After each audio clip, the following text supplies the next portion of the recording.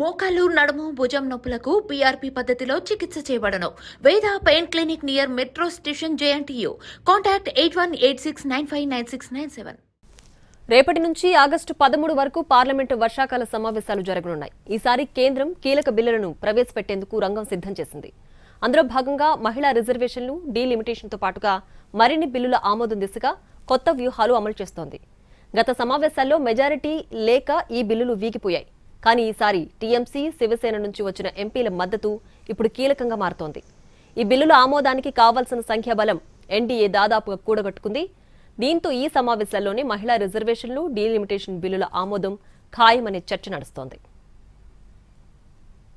ఈ క్రమంలో 131వ రాజ్యాంగ సవరణ బిల్లుపై మళ్లీ చర్చ మొదలైంది. ఈ బిల్లు ద్వారా లోక్సభ స్థానాల సంఖ్యను గరిష్టంగా 850కి పెంచడం, అలాగే నారీ శక్తి వందన్ అధినియం 2023 ప్రకారం మహిళలకు 33% రిజర్వేషన్ అమలు చేయడం ప్రతిపాదిత అంశాలుగా ఉన్నాయి. కేంద్ర ప్రభుత్వం ఈ బిల్లును మరోసారి పార్లమెంట్లో ప్రవేశపెట్టే అవకాశాలున్నాయి.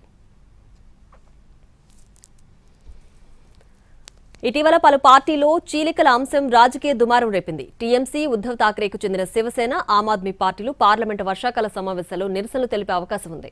ఇటీవల జరిగిన నీట్ ప్రశ్నాపత్రాల లీకులపై ప్రభుత్వాన్ని ప్రతిపక్షాలు నిలదీయనున్నాయి. 3/2 మెజారిటీ కోసం అధికార బీజేపీ పలు ప్రతిపక్షాల్లో చీలికలను ప్రోత్సహించిందని ఇండియా కూటమి విమర్శిస్తోంది.